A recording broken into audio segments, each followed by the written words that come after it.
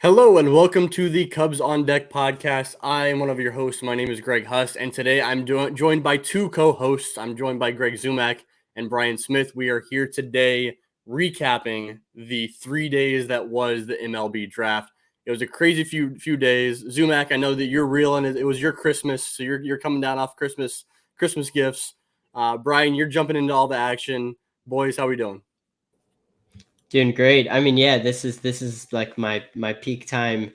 After all the signees happen, which should be in the next few weeks. There's almost even a little bit of a letdown. So I'm riding the high right now. Greg, have you slept at all over the last 3 days? I guess. I have not well, but I have. I know. I feel like he's gonna have a hibernation here for like a month. We're not gonna hear from him or something. Exactly. That might happen. You've been hopping on all the different podcasts, all the different shows. You've been on with me on the back-to-back episodes. We did the preview last. We're here with this recap now. You went on the live show. You two were both on the live show that we did over at Northside Bound. Bryan enters the country and enters our podcast feed for our YouTube feed for the live show. So Bryan Smith, I just want to point out very quickly, had the ultimate from downtown moment. Yeah. Because he comes in from another continent and then makes the call on the right pick. I mean, you can't top that. That is crazy. What, you were the ultimate Kobe moment. You were the first guest on the show, or I guess you were the second guest on the show. And they're like, "Oh, who do you think it's gonna be?" You're like, Matt Shaw, might as well. I know, and I will point out that I set a bonus amount too that I think is going to be wrong. But if I'd gotten that right, then I don't know. I'd have to be knighted or something, I think. I love it. All right, man. So today we are doing a draft recap. We're going to mention the names of all 20 players that got drafted by the Cubs. We won't go into full detail on every single one because that is a extra long show that we do not have time for. That'd be wild. And we're recording this on what is today? Tuesday night. So we're a day late on this podcast, entering your podcast feed. Sorry about it, guys, but we wanted to be sure we saw all of the draft picks before we talked about them. So for this episode, we'll dig into Matt Shaw, who was the Cubs' first-round pick, the deepest, and then we'll dig into each of the remaining picks 2 through 10, rounds 2 through 10, and then we'll kind of hit on a few guys that we really like to see drafted in that day 3 worth of picks. I thought this was a 20-part podcast where we were going to do an hour on each guy. Yeah, that's your podcast, a separate one that I am not aware of. That's what we're doing. I'll put the link in the chat. Yeah, exactly. So, all right, guys, let's talk about Matt Shaw first. He was the Cubs selection with the 13th overall pick in the draft. This draft was it seems super, super unique to me in the fact that the top 5 guys in the draft were clearly the guys, right? You had Dylan Cruz, Paul Skeens, Wyatt Langford, Max Clark, and Walker Jenkins. And then after those top 5 guys, it seems like after that, it was a whole bunch of just who does your team like? Does the money fall right? There weren't a whole lot of guys above and beyond the others from 6 through 15-ish, 20-ish, something like that. And so it became kind of interesting to follow the draft at that point. The Cubs ended up with Matt Shaw. You want to give a little rundown of Shaw right off the bat here, Bryan? Yeah, so Matt Shaw played shortstop for Maryland. Was a guy who hit everywhere he went. I mean, he performed every summer with a wood bat. Was the MVP of the Cape Cod League last summer, and just got better and better at Maryland. I think peaking this year with I think I have it somewhere, a 1.142 OPS, which is that good? Not a typo, and yeah, I am told is a very nice number. So, yeah, I mean, we'll get in a little more to the specific strengths and weaknesses, but I think the sort of top line way to describe him is just a guy who's played shortstop, who's hit like a first baseman, basically. So that's a combo that you can definitely understand why it would appeal to a team. Yeah, Zumach, you got an up close look at Shaw when he was over in Omaha for the Big Ten tournament. I did, and I came away impressed. I mean, and we'll get to this when we do a firmer deep dive. There are things that I saw about him that confirmed, oh, you know what? Yeah, he's really, really good. And there's other things that confirmed to me of okay, that's exactly what is the very minor detractions from his profile, and shouldn't be anything surprising. Everybody's been talking about like positional stuff. But he looked good. I was staying in there on the concourse. There were some evaluators kind of around, and he absolutely just ropes a double out there. And it's like, yep, that's a first rounder. He played like a first rounder. He had one of the most athletic plays I've ever seen on the diamond, let alone like in person, and just made this incredible running, diving, like pop-up catch that they'll replay for years. And it's just like, yeah, this guy's athletic and he hits and makes all the sense in the world for a first round pick. I feel like this pick is like representative of the entire draft to a certain degree. We'll probably get into overviewing the entire draft here at some point, but this might be as good of a spot as any, because Matt Shaw just he does everything well. Like he's just kind of a good player all across the board. And you're looking at this entire draft class, and it's kind of weird, and it's kind of different than in past seasons where there's no one individual player, in my eyes at least, that stands out as like, yep, that's the guy. And there's also no pick that's like, oh, like what on earth were they thinking with that selection? And that is kind of like Matt Shaw, where he just kind of does everything well. And I can't look at anything Matt Shaw does and say that is the one tool. It's just kind of good tools across the board. I think Dan Kantrovitz said something to the media after the pick, and I'm going to have to paraphrase it because I don't have the quote in front of me. But it was along the lines of like, the strength of this draft is clearly college infielders, and we felt pretty strongly that we were going to get a really good college infielder available to us at 13. And what that kind of told me was like, the Cubs saw this class as having a few different guys that they would have been really happy with at 13. And it was one of those situations where, like, when it got to their pick, they took the guy who was the highest still on their board at that pick. Like, they didn't sort of overthink it, add extra strategy to it. It was just like, we like this college infielder class. We're taking the best one available. Boom. And, it's Matt Shaw. That's Dan Kantrovitz calling. I heard you talking about him. His ears are ringing, maybe. No, I really like Matt Shaw's bat. I think that's first and foremost the first thing to look at. He was actually drafted as a second baseman, right? Like that's what they announced him as. Yeah. He played shortstop at Maryland. Likely does not play shortstop as he continues to climb up the ladder. Maybe second base, maybe third base, maybe left field. Zumach, you've kind of thrown out the Ian Happ to a certain perspective. Like it's not a comp in terms of like he is Ian Happ, but it's just like the qualities there remind you somewhat of Ian Happ. They do, honestly. Even some of the setup does, and the way he throws the ball reminds me of Ian Happ. And I'll be honest that was the literally the first thing that I saw, because I was out there watching him take the infield. And I'm not the only person that's probably said this, but he just throws from an over-the-top motion exactly like Ian Happ does, and that was like my first thought. Now, he's athletic. He's got rangy abilities. He's not like Dansby Swanson out there, and he's not a shortstop, and that's totally fine, because if he hit like that and looked like, well, we'll talk about Josh Rivera, who was the Cubs' third-round pick. We'll talk later. This guy's not there at 13. Like, he's probably not making it out of the top 6 or 7. So, that's okay. Like, he does everything well. And I do liken it to Ian Happ, because he has a little bit of a similar setup. And Ian Happ is a guy that, yes, he is an all-star. He was an all-star last year. That's awesome. But a guy that racks up 2 to 3 to 4 wins a season every single year. And he just is super valuable. And probably doesn't take that long, not to put too much of a timeline, but doesn't take that long to get to the majors, which, you don't draft for that, but like, hey, that's really nice when you can get it. Yeah, I mean, I think that since you brought up timeline, I think it's kind of it's tough right out of the draft. That's never easy. But when you're talking about a guy that is kind of bat first at this point, kind of putting an expectation where we likely see him, if we see him as long as he signs, and we see him assigned to a full season affiliate, we see him in the lower minors this year. Myrtle Beach, probably, maybe up to South Bend, I don't know. But I think if we kind of put that expectation of kind of working his way through the minors, through the lower levels, up to the upper levels, if he possibly can, in Double-A next year, we're looking at what, a 2025 timeline, mid-season, late season for him, don't you think, Brian? Yeah, one thing I'm really curious about across the board in baseball is like will Zach Neto change the way that teams are starting to think about how fast they can move college players? I don't think the Cubs are the type of organization that will move that fast, but I do wonder if he starts in Double-A next season, which is not something they've done traditionally with college players. They tend to like to have them start in High A.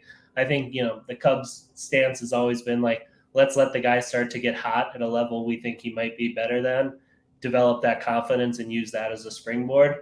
But I don't know. I do think he's probably going to be good enough next year to handle Double-A. I think the one thing they'll look at is like how his plate approach translates to pro ball. That would be maybe a reason I'd like to see him in South Bend for the last 20 games or something. Is just like, let's see against, that's probably the best collection of like consistent breaking stuff he's ever seen. If he gets to South Bend this year, how does it look at that point when he's seeing a lot more sliders that look like fastballs out of the hand? Yeah, I don't want to I don't want to guess too much. Not to chicken out on. I don't want to guess too much about whether he's going to start at Double-A next year. I think one of the big qualifying factors, to get more specific, but I agree completely with what Bryan is saying, is what is his outside the zone swing rate? So how much is he chasing the ball out of the zone? Which is a great point by Bryan, which is you're probably not going to care that much about his, if he's doing really well at that at low A, single A, because he's not seeing the same quality breaking pitches, right? I mean, we saw Cade Horton, not to derail this, we saw Cade Horton was just able to just beast things right over the middle of the plate, and they weren't, no one was having success in low A. And so I think that if he cuts down, that's his maybe one knock from a batted ball metric, is that we don't have universal amounts of data. So like I had about 25% was his chase rate. So his swings outside the zone, which is roughly college average. I've heard other people who I probably trust their data a little bit better is 22%. So slightly below average or better than average. And if he keeps that down, because I heard in the Cape Cod, he was even better. And that was what Dan Kantrovitz had alluded to, is that his plate discipline at the Cape Cod League getting to that point was a big thing. I think that if that number looks good the rest of this season, I think they can be very aggressive with him. I don't want to hang on Shaw for too awful long. I'll throw out one more thing here. Fans, I think, took the draft pick of Matt Shaw considerably better this year than Cade Horton last year. I think that the reaction on social media was 10 times better than we saw a year ago. The only kind of catch I saw every once in a while was that Kyle Teal had dropped down the board and was there at 13 as well. I have no problem with going Matt Shaw over Kyle Teal.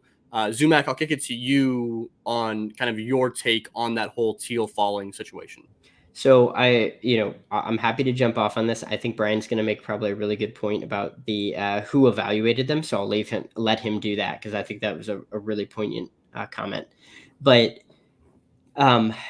we see that the Cubs as an organization value certain skills at catcher that are extremely difficult and are not going to show up in a prospect ranking. So like all credit to MLB Pipeline, Baseball America, Future Star Series, Prospects Live. They do amazing work, but you are going to need to go scout by everything to determine soft skills on a catcher.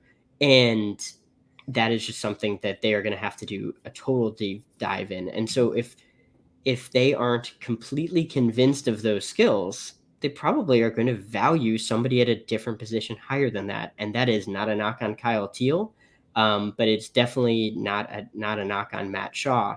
And so I have no problem passing on him. I don't think it's a referendum on the organization. I had angry messages about it. Only a couple, only less than the Horton pick last year. Thank God. I would hope so. But it was just one of those things where it's like, you know what? They value certain things from a catcher. Those aren't going to show up in a pipeline grade. Yeah, I mean, the major league team last year, what's happened with the major league catching position in the last 12 months, I think tells us a lot about that baseball teams are valuing catchers differently than like what you see in WAR, for example.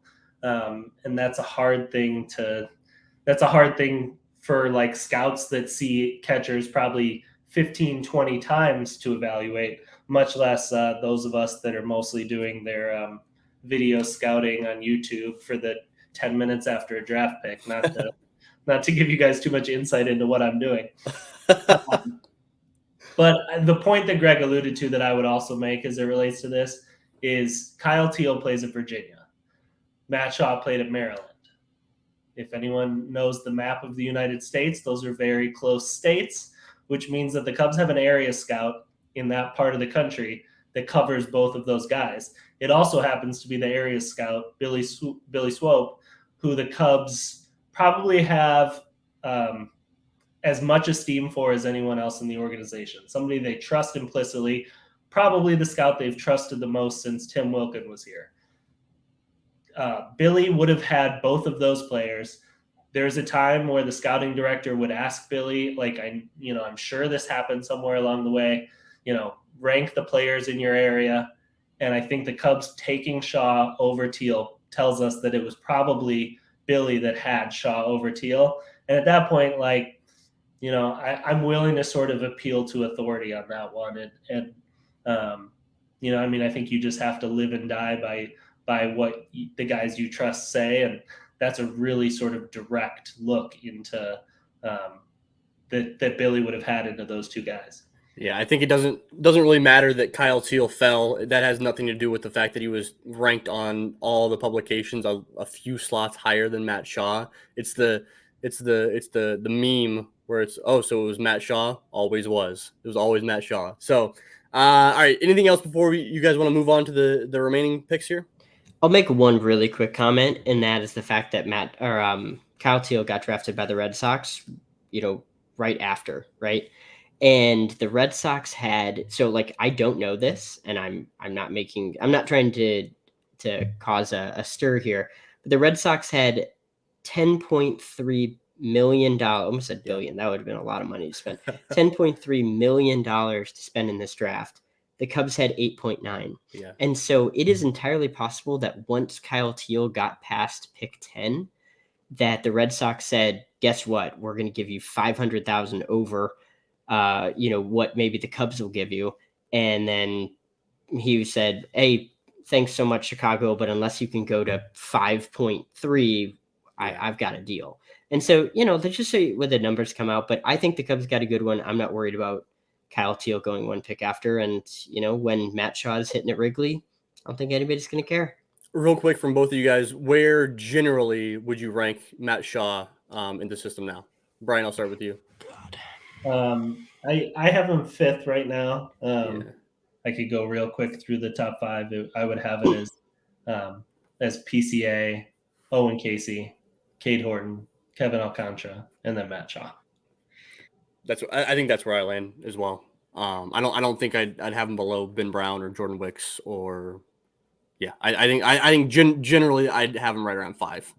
I'd listen to an argument a couple slots either direction probably. Yeah, I'd have him in the same tier as those 3. I do give a little bit of benefit just to have somebody that's actually played pro ball. But ask me in August and he could be like 3rd or 4th. Yeah. All right. So as we discussed on last week's show, there was a big gap in Cubs picks between their first and second pick. Their 68th overall pick in the second round, in the compensation round, as a return for losing Wilson Contreras in free agency, which I won't go into that. I heard quite a bit of feedback for saying that this was the pick. This was the pick that we got from Wilson Contreras. Oh, well. They drafted Jackson Wiggins, who is a right-handed pitcher from Arkansas. He's that slot bonus, that allotment is 1.1 million or so. What do you guys think about Jackson Wiggins? He is a big dude, big power arm. Yeah, I mean, this draft, I would say, is not particularly at all similar to last year's draft. It's different in so many ways that we could talk about. I would say the way that it's similar is Jackson Wiggins. He's probably the one pick this year that reminds me of their entire strategy last year, which was like draft pitchers that we know have thrown hard. We don't care if he's injured. We think that we can make his secondary stuff better. And, if he looks really good in a uniform, that's going to help too. So, he checked all the same boxes that we know they like. And yeah, I mean, I guess it's hard to know what he's going to look like when he comes back from Tommy John surgery. But I think what we saw by the Cubs doing this is that they really liked what he looked like probably in the weeks before he got injured. Yeah, the Cubs have, with this draft alone, of the 20 guys, I think nearly half of them are either injured right now, were injured during this season, or have been injured in past seasons where they've just like missed time and they have a young arm in terms of not throwing a whole lot of innings. Like that's the theme of this year's draft to a certain degree, is those injuries and not being scared away by guys who have injury, not being scared away from the fact that they have a lot of talent. Yeah, it's a strategy that other organizations have done a lot. Like the Rays have targeted injured pitchers in particular because of they have been undervalued to a point that I think the market's going to overcorrect here in a little bit. The Jackson Wiggins, I mean, like it or don't like it, I've been more optimistic after talking to some people after this pick than I was at the time.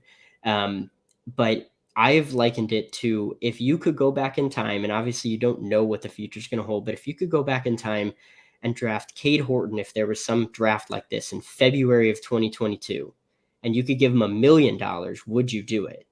And the Cubs would. I mean, that's what they would do, because this is like the exact type of pick that they are going to get. And obviously we don't know how he's going to turn out. He throws differently. There's some different like pitch metric stuff that he does, but it's still the same kind of blueprint. The other thing too that I've been thinking more and more about is that Dan Cantervich specifically talked about his like physical, well, not just his physical build, but his strength and conditioning. And the Cubs hired Arkansas's strength and conditioning coach, and he works within the system now. And I have not been able to get that out of my head, because that just felt like such a direct thing. Because how would they, yes, they would have some biomechanical stuff, but it felt so very direct to, that there's certain intrinsic qualities and data points, so to speak, that they've had that on that background. The other thing too is he pitched in Oklahoma, so I haven't really talked to the scout about this, but the same scout that turned him in for the pick has seen him all throughout high school as well, and happens to be the same person that picked Cade Horton. Is a very well respected name in the Cubs draft room as well. And so I have to think that there's like more of an established track record as a guy that, they liked in the 2020 draft as well, but just ultimately made it to school. Also drafted Jordan Wicks. Drafted Jordan Wicks. Also drafted Cole Franklin. Yeah, very respected. He does more, but like certainly knows his arms. Yeah, Jackson Wiggins, it feels like a fastball that the Cubs development staff can then rework all the off speeds.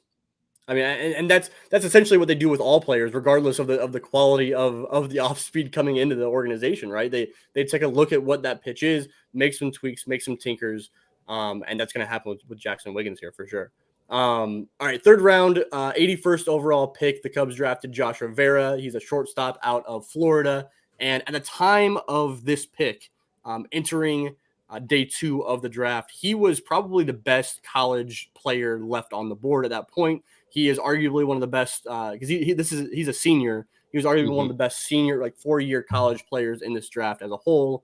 Yeah, man. I'm at first, I wasn't really about this one as much, and as I've been sitting here watching more videos, reading more things, looking at more stats, I fall more and more in love with this pick of Josh Rivera at number 81.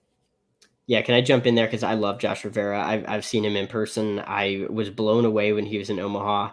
I remember writing messages to folks that just like, this is a pro shortstop. I've seen some things. I have seen some reports with people saying that, I think he's going to move to third base. And I respect those opinions, but boy, he moved well laterally to his left and his right. He has an expansive toolbox of abilities to like handle balls off different bounces. He handles balls to his backhand. I mean, I have seen him make like one misplay that probably was one of those Dansby Swanson type misplays where it's like, he shouldn't have even gotten to that ball. And I just was blown away with Josh Rivera. He has risks. Like, he is a later age breakout. And so there is some risks associated with that, right? Like, he could just not replicate it. But you know what? I think in the third round, I don't have inside information, but he's older, probably a little bit of a haircut, so to speak, a little bit of a drop on the signing bonus to save money elsewhere, get one of those other overslots. I I really like Josh Rivera. Well, you mentioned real quick, Brian, you mentioned the slots, and it's interesting across the board. And we were talking before, I think before we hit record here, that I think there's a very real possibility that the Cubs can sign all 20 draft picks from this draft class. And that is not a normal thing. I don't know that that's ever happened outside of the 5-year or the 5-round draft back in 2020. I don't think that's ever happened, because prior to 2020, they were all 40 round or infinite round drafts, right? So like I don't know that this has ever happened, that I can tell.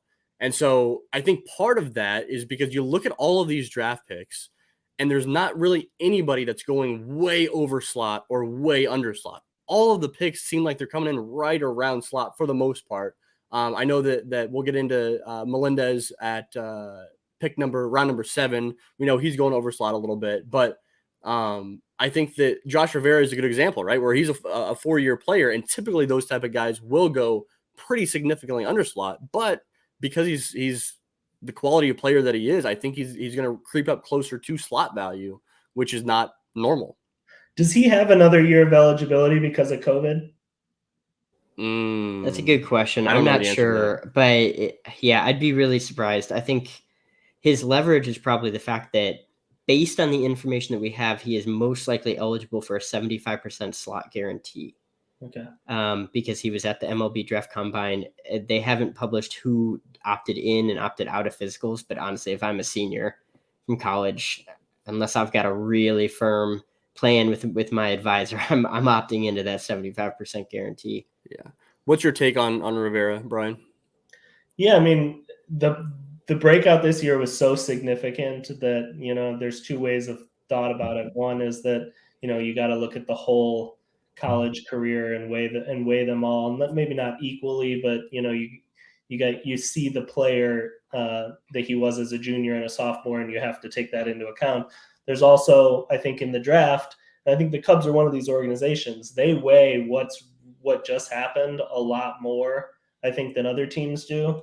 And so, I think if you're optimistic about Josh Rivera, you think about Jeremy Pena, a guy, college shortstop whose breakout came, even in his case, I would say, after college, and then gets up and is just a stud right out of the gate.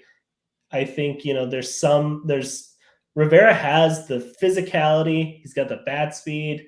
He checks a lot of boxes that, like, you can see a major leaguer in that profile for sure. And so if the plate approach from this year is able to maintain itself at the higher levels, I think it's a great pick. All right, on to the 4th round. We got the 113th overall selection. The Cubs went with a right-handed pitcher out of South Carolina. That is Will Sanders. Will is he's different in a lot of ways from Jackson Wiggins. Also a really big human being. The Cubs like getting guys that are hopping off the bus, and they're the all get off the bus team, where other teams are terrified to face them. But Will Sanders has a whole lot going on in terms of his pitch mix. You want to dig into that a little bit, Brian? I'll start with you. Well, I actually want to toss it to Greg, because what I will say is, when I first the pick comes in, you sort of like read, the first thing I do, at least, is like I read the closest scouting report I can see, and then I go start watching video, and like the scouting report itself reads a little soft in terms of stuff. Mm-hmm. And then I saw Greg loved the pick right away, and I ended up like ultimately liking it quite a bit. But I want to ask Greg, what he likes so much above what you're going to read in just a breakdown of this stuff. I think they're going to address his fastball. I think that the fastball is going to get a little bit of a tweak. The fact of it, and I'm trying to track down a little bit of data. I actually might be able to just pull something from last year here in just a couple minutes, but it doesn't miss bats with the fastball. And to me, that's one of those things where it's like, you know what, the Cubs actually aren't as concerned about that with some of these lower picks. Obviously, you want your top guys to miss with the fastball. It generates swing and miss. And I have a thinking that is going to be a metric that works well with how the Cubs develop that. It's a 4-pitch mix. He's got a great 6'6" build. He looks like he can add even more strength. This is what I would think about as a classic. I know it's the Cubs podcast, but this is what, like, with the type of players that the Cardinals used to take a bunch. And if he had a really good season, if he looked like he did in 2022, entering 2023, I think this is a guy that finishes in the back half of the first round, looks really good. And then he's just that projectable right-hander that you're like 4-pitch mix, 6'6", going to add some more pop to that fastball. I love that in the 4th round. I think he was a second-round type of talent that just had an injured foot. And, at the end of the day, like, I'm happy to take the building blocks of something that I think the Cubs can do really well with. Well, I also think that we can look at a scouting report that says 91 to 95. And in our minds, it's so different than a scouting report that says 93 to 96. Yeah.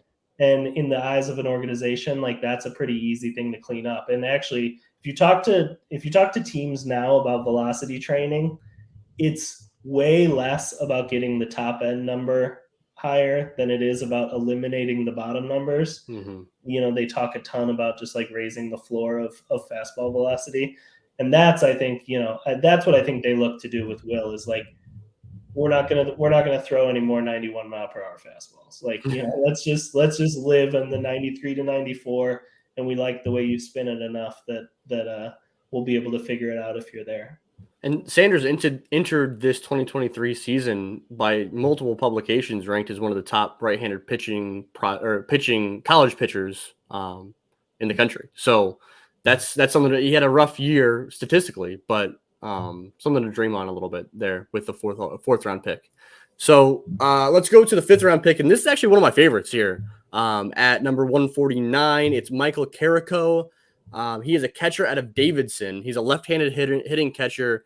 He's got a decent amount of pop here, and I'm digging a catcher. When the Cubs draft a catcher with pop, I'm about it, man. I like it a whole lot. Yeah, I don't feel like there's a lot of examples in like even the last 5-7 years of a pick like this for the Cubs. So like, if anything, it's just fun because it's rare. Yeah. And I'm really excited to see what he can do. I think the Cubs have more confidence that he can stick a catcher than you read in scouting reports. And I think every report, whether it's internal or external, like, thinks this guy can hit the hell out of the ball when he barrels it up. Dude, the swing is pretty. Yeah. The very first highlight I saw of him after he got drafted was him taking it looked like some sort of breaking ball low and in. He's a lefty hitter, taking a breaking ball low and in and taking it out to right field. And it was just like, it was one of those swings where it almost looked like he shouldn't have made contact, but then it went out like at all. And then it went out of the park. It's a fun swing to watch. Some Miguel Montero vibes to that swing. A little bit. Yeah, actually I can see like different That's setup, great. different load, but I can see that a little bit. I'm about it. Yeah. The other thing with, I'm just going to throw out the data again because I was just so impressed. This is why I liked Carrico so much, is that he does not chase the ball like at all. He's almost like offended to chase the ball. And he's got a chase rate of like 13%, which is just astronomically low. And then he makes great contact. It's like 86%. And he could probably, I think when we look back on him in a year, we're going to see that he's generating more force on the ball. Because when you see him now, like you see him on the Cape, there's just a few clips out there. And the reports from folks who saw him says he's got that pop. I think we're going to look at him in pro ball and say like, yeah, he's really hitting the hell out of the ball. That's kind of a trend with this draft too. Another trend where they got a lot of guys with those. They're trusting the batted ball data a lot. I know you kept throwing that out there, Greg. Yeah, it's very true. I'm actually really surprised at how much they're focusing on. You know what? These guys all really barrel the ball. Mm-hmm.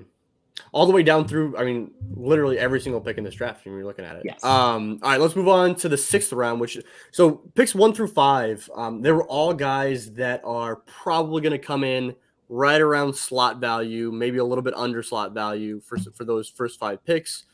The 6th round is the first guy that is a high school pick. It is Alfonso Rosario. He's an outfielder from the P27 Academy in South Carolina, and he's a tank. He's a hoss. He's a big dude. Watch him take batting practice. I don't know who was saying it. Greg, you might have been saying it. It's like I don't know if he can hit a breaking ball. I don't really care at this point. He can absolutely mash up there. Yeah, it's like the first time we saw Felix Stevens. Yeah. You're just like, I want to watch that guy play minor league baseball a lot. Yeah. Picks like this, like these are project picks. There's a lot of refinement. It's going to take a really long time. But one thing you can't teach is like that degree of physicality. I think there's a video out there of him, I think 106 off the bat. I guess he's a little older for a high school player, but not by much. It's still young enough that getting to those numbers is really impressive. So, yeah, I'm just excited to watch him more than like it's almost too early to talk about him as a legit prospect or not, but just a fun watch ahead for sure. Zumach, I feel like without knowing a whole lot, without watching him play in game action and stuff, because he's so tooled up in a lot of the reports.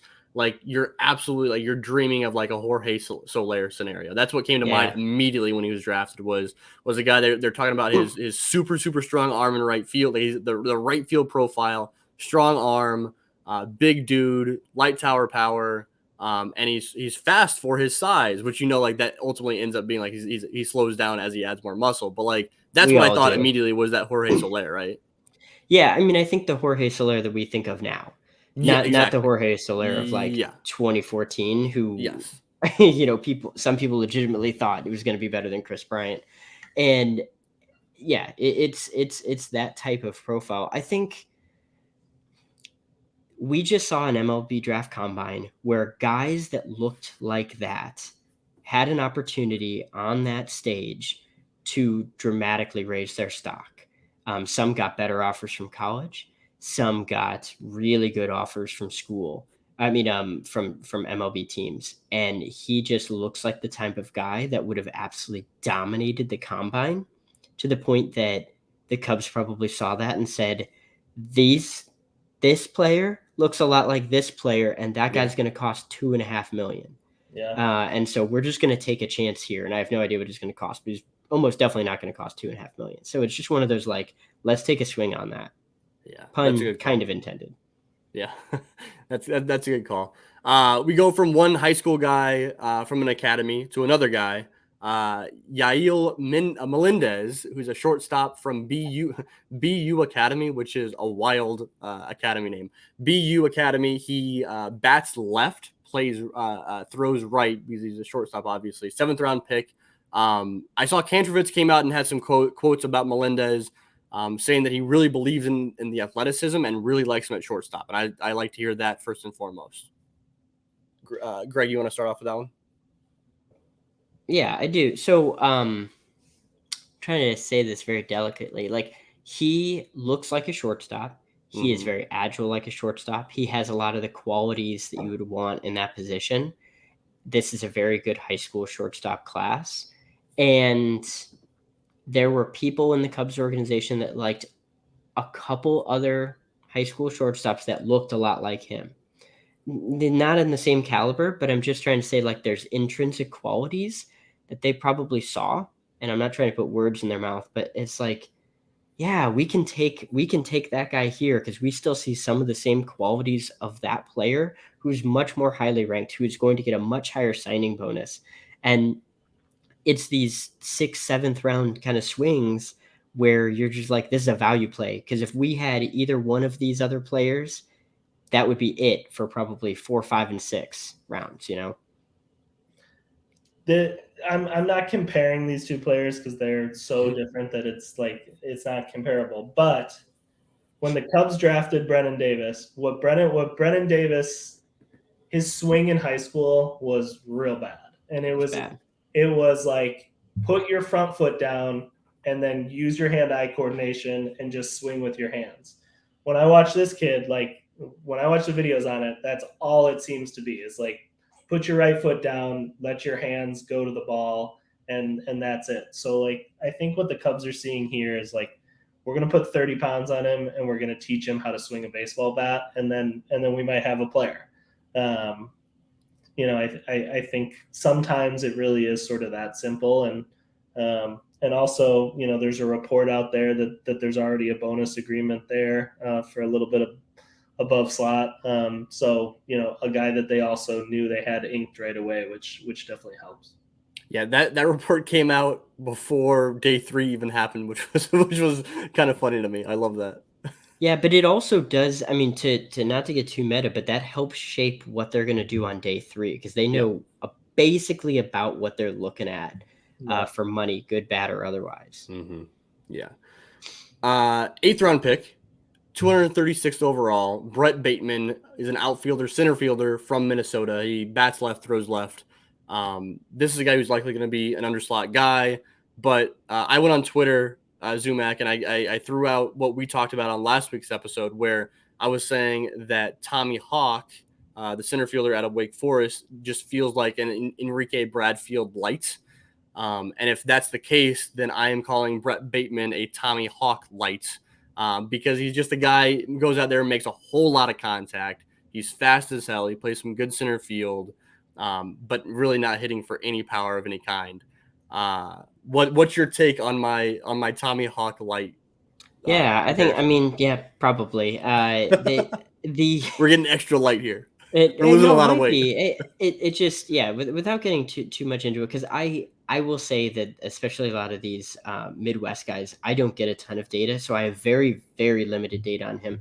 What I do have is I think it's an 84 mile per hour average exit velocity, which the player who went 6th overall in the draft also had an 84% max, or not max, but average exit velocity. So it's not like the craziest thing. Max exit velocity was 101 for him, but it is only after 53 plate appearances. So I wouldn't read too much into that. That's a little bit of a low sample.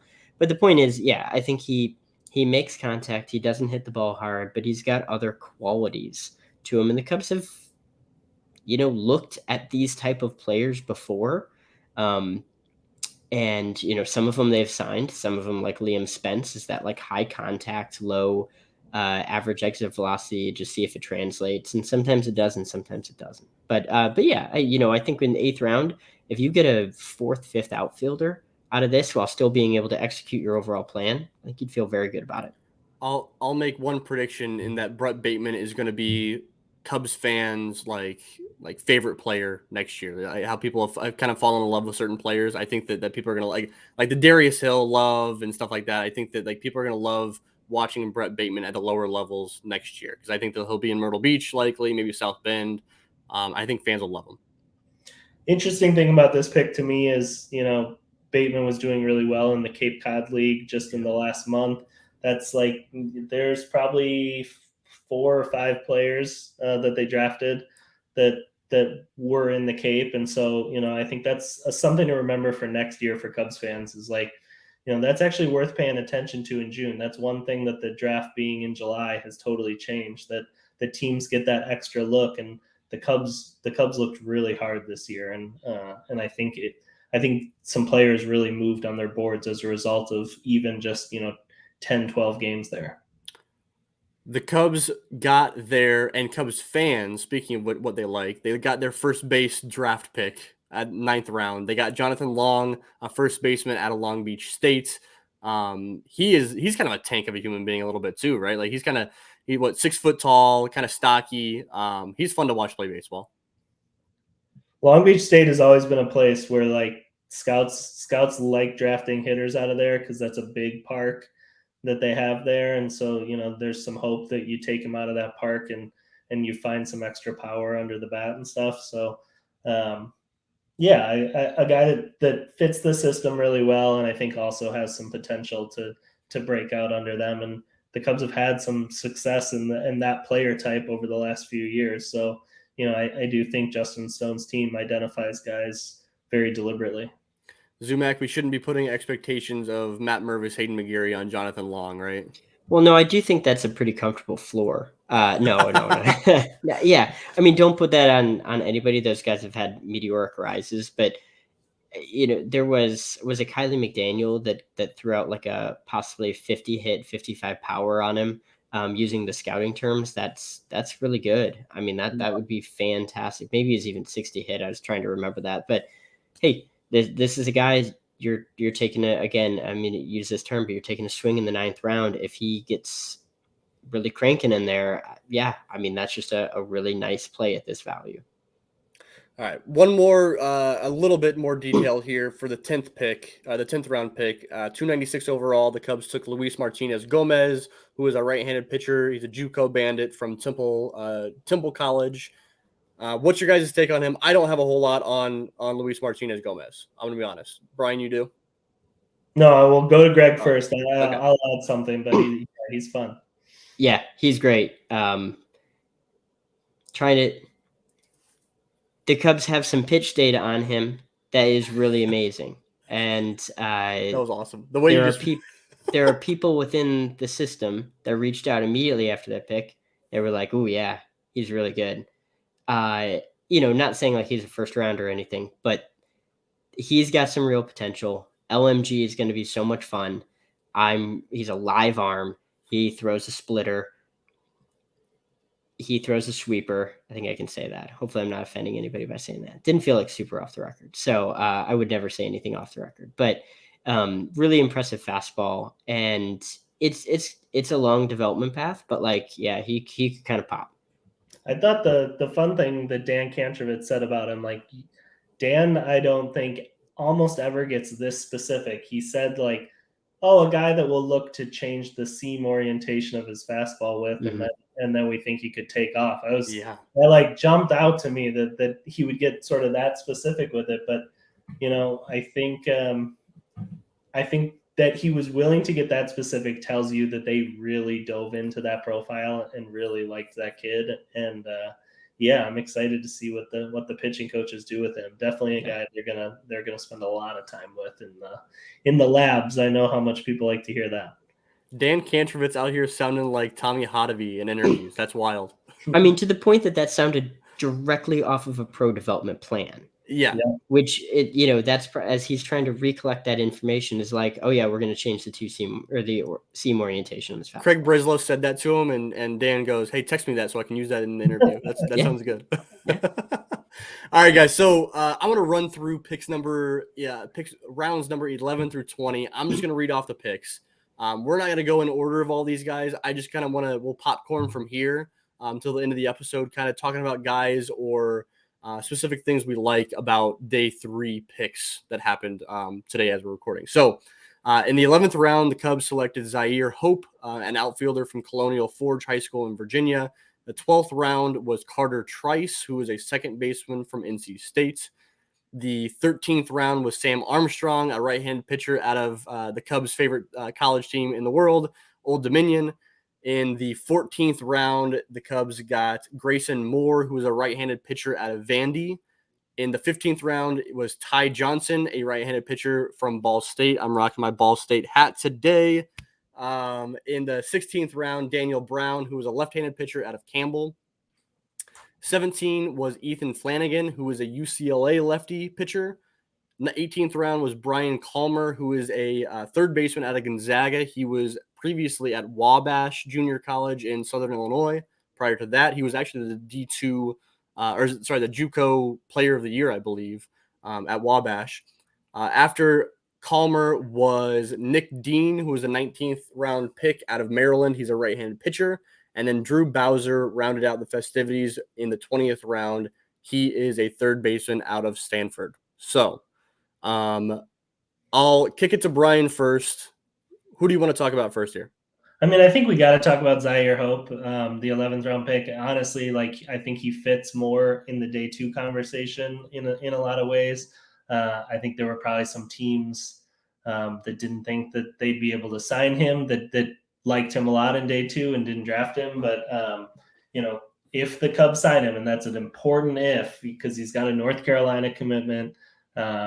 He's a guy that popped late. So, I think there's some bet on himself potential if he doesn't sign. But the Cubs taking him in the 11th, that high, that's a very deliberate pick that teams think about overnight. They talk to advisors, things like that. Cubs probably think they can sign him. And man, I love that kid's swing. I mean, that bat explodes through the zone. I know that some people look at him as a pitcher too. I looked at that swing 4 times and was like, nope, that's a hitter. We're going the hitter path there. Yeah, I mean, he feels like the swing is maybe the prettiest swing of all the draft picks that I've seen video on. Is Hope here? I'm very hopeful for him. That was the worst joke I possibly could have made. All right, yeah. So we'll each hit on a couple guys. Brian, I'll come back to you. Greg, who do you have as a pick that stood out? So, love Hope. I think that's fantastic. I want to point out a later pick, which is Brian Calmer. So he had a monster season. I tweeted this out. He had a monster season for Gonzaga. It was like 358, 454, 682. Hitting a lot of the West Coast ballparks, which are not easy to hit in. I have low amounts of data, but the amounts of data that I have was just absolutely match that up. And so he averaged an exit velocity that I said it was over 90, but honestly, the numbers I have are like 95 miles per hour average exit velocity. I don't think it will be that when you get more data samples, but like that's a pretty insane number. And then along with that, I mean, he just gets to the barrel on the ball so well, which is a recurring theme, like you've mentioned, I think, Greg, throughout this podcast of all of the guys that they took. These hitters get to the barrel, they find the barrel, and that is so important when you move to a wood bat. When in the aluminum bat, I said this on the CHGO episode just the other day, where you can miss hit on an aluminum bat and still hit it hard and still get a hit, and even a really good one. Can't do that in wood. You're probably going to saw it off. And so I really do think that that's important.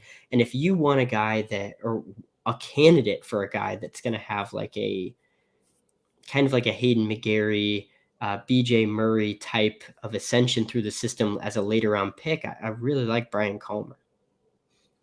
I like it. My pick, my first guy, you would think I'd go with Ty Johnson first. I won't. I'll talk about Grayson Moore here, who is the right-handed pitcher out of Vanderbilt. I kind of like that pick. So I actually reached out to somebody close to the Vanderbilt program, kind of asking about Grayson Moore, seeing what he was about. Grayson missed I think 6 weeks of the season this year. He's kind of a young arm, like I mentioned earlier. Not a whole lot of wear and tear on that arm. Kind of a strikeout specialist working out of the bullpen. I expect him to continue to probably work out of the bullpen as a pro, but racked up a lot of strikeouts without really having. He leaned on the fastball a little bit, and he leaned on a slider, but he really doesn't have a whole lot of like really good out pitch, really good like put away pitch. So the fact that he was still able to rack up the strikeouts was kind of impressive. I think he can be. What can help Grayson Moore quite a bit is seeing added velo. That's added velo to the fastball, but also some added velo to the slider and the curveball. The curveball is like a mid to upper 60s, low 70s curveball, really slow. And the slider can probably add a few ticks too. He also has a splitter that he'd been working on this season. He hadn't featured it in games all that much, but I know that the splitter is a pitch that the Cubs are liking to utilize in the system right now. So maybe they kind of pivot away from that super slow curveball, and instead kind of lean into the new splitter for him that I know he was working on. Yeah. Greg, I was just going to ask you when you reached out to the Vandy person, because I did reach out to a couple, but I should have asked this and I didn't. Do you know about what he was throwing fastball velocity this year? He was. I don't have his fastball velo. Okay. No, I watched a clip and I knew at one point, but I don't want to say it out loud because it's all running together. All these players to a certain degree. I thought it was the low 90s, but I don't know for sure. That's okay. That's what I thought as well. Because what I have. Oh yeah, here it is. Sorry, real quick. Yeah. Low 90s on the fastball. He's gotten up to 96 or 97, but he's sat low 90s. Okay, that was what I was wondering too. Because in 2022, he averaged 94, and still got it up to 97, 98. And so I think it would have been rounded up to 98. So if you're using StatCast, and so like I really wonder if this is a guy that they looked at and they just said, yeah, let's just get him back to what he was last year. Because I agree with you. I think he pitched very well, but I think going back to another point that Brian made, let's raise the low, the average, to get that floor up there for that fastball. Yeah, a big thing with him, I think, is finding consistency as well, and part of that is just throwing more. He just hasn't thrown quite enough yet. So I think it's a fun pick in the 14th round. We'll see how it plays off, especially with him being really a true reliever moving forward. All right, Brian, who you got for your next pick here? I'll take Daniel Brown so we don't get Zumach in any more trouble. Daniel Brown, a left-handed pitcher out of Campbell University. If people don't know Campbell, a program that is sort of like, I guess not so quiet anymore, like a program that has real pro development happening there. And Daniel's development is not anywhere close to done. It's got a long way to go, but they helped him become a left-handed pitcher who can throw the baseball 100 miles per hour. So that gets you into professional baseball. The Cubs will take that and they will just take that foundation and try to build everything up from there, because honestly, there's nothing above that foundation. He struggled the very, very, very, very few times that he pitched in college, quite a bit. It's just one of those, he doesn't know where the baseball is going yet, but if that ever gets figured out, it'd be a whole lot of fun. Yeah, the Cubs took a guy like that last year, Brandon Noriega. Yep. And apologies if I mispronounced that last name, but it was one of those. It was 11th round pick, and he was a total scouting find. And so just one of those where you're like, you've got nothing to lose here by trying. Yep. And I agree with you that the floor is super low, but like, just take a chance on it, because what if he ends up what if things somehow click? And that's always the thing you can dream on and day 3 of the draft is for dreamers. I like that with Shane Marshall last year and Daniel Brown this year, the Cubs have now drafted a player 2 years in a row with 1 inning of pitching experience. It really shows, like, that R&D department, if they see a number, even if the sample's small, like, they're willing to bet on it. This pick kind of cracked me up, where it's like people love saying, oh, well, like you don't get drafted off just throwing heat. You got to be able to locate it. It's like, all right, well, like Daniel Brown literally just got drafted off of only like throwing heat. Like that's why he got drafted. I don't know. This pick just cracks me up. I love it. It's you talk about like molding a player yourself in your player development facilities. Like this is your guy. This is where it happens. So, all right, Zumach, who you got for your next guy that caught your eye? Yeah, so I'm going to go with Carter Trice, NC State infielder there. I really do like what he shows. I think that was a very, very underrated pick. And I'm trying to remember where they got him. 12th round. Yeah, okay. So he was just, one of the first guys taken. And I think he's very undervalued. And the reason that I say that is he had an inconsistent year this year, but he barrels the ball again about 15%, which is really nice. His average exit velocity is high. It's over 90% that I had. He had a max exit velocity, at least from the sample I had, which is a little bit more robust than the others, at 112 miles per hour. And it just, the stuff looks good from a hitting perspective. And it's just one of those guys where you just take a chance on something because the data metrics do show. And I would argue that the Cubs, while they trust their scouts, lean into their model a decent amount, especially to find certain guys. Not that they're going to be a slave to their models. I know that's not the case at all. But they will definitely look at these guys that pop and then say, whoa, kind of like what Bryan was saying, like the analysts say, holy cow, this jumps off the page. They go out to their scouts and say, does this match up? And if everything kind of lines up, then they take them. And Carter Trice is the type of guy that again, I kind of look at like my previous one, where we could look at him in a year, he could be hitting really well in South Bend, pushing for a way up to get to AA, and that wouldn't surprise me. I like it. Is this my time that I get to talk about Ball State University? Absolutely, sir. All right, so Ty Johnson got picked in the 15th round, and honestly, like while Ball State is where I went to school, and I'm going to be hyping up Ty Johnson every single time he takes the mound for the entirety of his career, and you guys are going to get tired of hearing me talking about Ty Johnson. Honestly, I don't have. It's not like I watched every single Ball State baseball game last year. I don't have a whole lot of information on Ty Johnson, and really, there's not a whole lot of information out there on him in terms of scouting. So he was kind of a fun pick in looking at Ty. Ball State has produced a lot of pitching talent over the past several years. They've had going back to Zach Plesac being drafted out of Ball State by Cleveland, made it up to the big leagues. They've got Dre Jameson, who's one of the better pitching prospects with the Diamondbacks. He's up in the big leagues now. Kyle Nicholas was taken in by the Miami Marlins a couple of years ago. They've had a guy drafted, I think it's the last 5 years in the top 10 round as a pitcher out of Ball State. So they do a really good job of developing pitchers there. Ty Johnson's a big-bodied guy, 6'6", I think maybe 6'5", 220, I believe is what he's listed as. He's a big dude. He worked out of the bullpen in multi-innings quite a few times this past year. So kind of a fun Swiss Army knife out of the bullpen or rotation. We've seen the Cubs use guys like that. Tyler Santana, Frankie Scalzo, guys that throw multiple innings. They can be used in a variety of different roles, saving games, going 5-6 innings out of the bullpen. We've seen that. So Ty Johnson is just a guy that I'm really excited about. I can't say I have a whole bunch of data on him, a whole lot of scouting plays on him, but I'm just really excited to see a guy from Ball State play in this system. All right, guys, we are timed this out pretty well. We're at just about an hour. We each covered 2 guys. Is there anybody else or any kind of overarching themes that you guys wanted to hit on before we wrap up the show? Yeah, I had a question for you guys that I was thinking about as a theme, going back to the very top, going back to the Matt Shaw pick. Because I was thinking about how, the Cubs this year drafted a middle infielder, played shortstop in college, might not be that in the pros, huge performances in college, which is really interesting because there was a player available to them last year when they picked that checked all those same boxes in Zach Neto.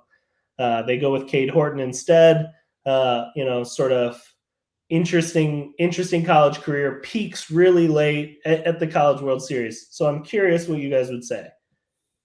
Cade Horton and Matt Shaw or Zach Neto and Hurston Waldrop?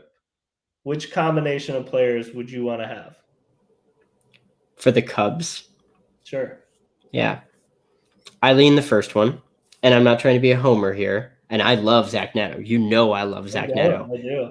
My very quick statement on that is that if you are drafting Hurston Waldrop, you absolutely have to have a complete pro development plan with his buy-in on what you're doing with the fastball.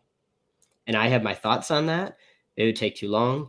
But I think that you have to do that because I firmly believe that if you do not do anything to address that fastball, he is going to have exactly what happened to LSU happen to him, which is hitters are going to start realizing that he is throwing his splitter in zone to steal strikes, and they are going to ambush that. And I meant slider, but he was doing that with his splitter too, and they ambushed his slider. So if you have that plan, great. He could be awesome, but I'm taking the former because I trust Matt Shaw, and I think Cade Horton is a better upside than Hurston Waldrop without that. Sure. Yeah. That's a really good question. It's a wonderful question.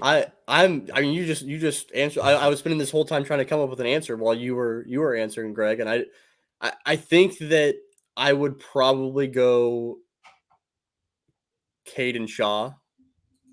But man, I don't have a well drawn out answer as much as you do, Greg. I think that it's awfully close. You're looking at Neto, who's already in the big leagues. He's already looked good. And I think that's the thing that's throwing me off more than Waldrop versus Horton or anything like that. It's the fact that Neto's already there. That's what's throwing me off the most. Yeah. I don't know. I'll go Cade and Shaw as a homer, I think, more than anything. But I don't feel real passionately about it. Can I just quickly say, if you asked a scouting director, I think their answer should be Zach Neto and anyone, right? Because if you can take a guaranteed major leaguer at a middle infield position, then I think your GM would be infuriated at you if you didn't take that. But I'll stick with my answer. I'll throw something out, a scenario out there. You talk about Waldrop and him needing to develop that fastball. Excuse me, that fastball.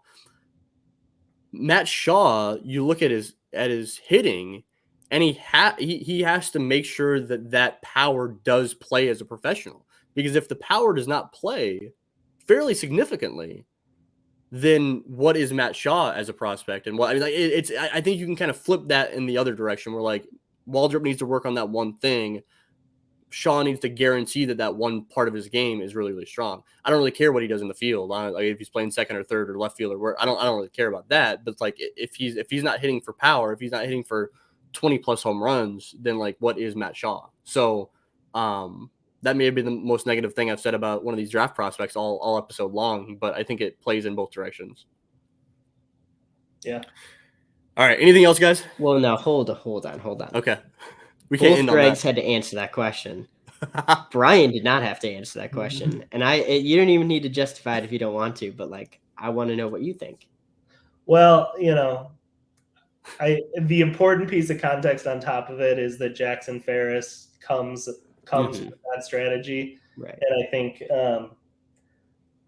it's still hard for me to even talk about the Cade Horton pick without just like mentioning Jackson every time right next to it. Both because I think Jackson's going to be a top 50 prospect, but like in I don't know, 18 months maybe. So that's important. If I don't get to mention that and it's just 2 for 2, I think I probably do go the route of just saying you have to take the major leaguer. Yeah. But it's close. I've come a long way in the last 48 hours talking myself like Matt Shaw is now a guaranteed all-star. So like, I'm willing to ride that train. I'll go homer too if I have to. So they're both good options. I'm excited to watch our options because we get more as minor league guys. We get more minor league time with them than we would get with Zach Neto now up at the So that's true. Selfishly, it'll be more fun to track the 2 guys that we have. Last question, just an answer, not necessarily an explanation. I'll start with Brian. Your favorite pick in the draft, not necessarily you think Matt Shaw is going to be the best. Just like who was your favorite guy? Like your guy coming out of these 20 picks. I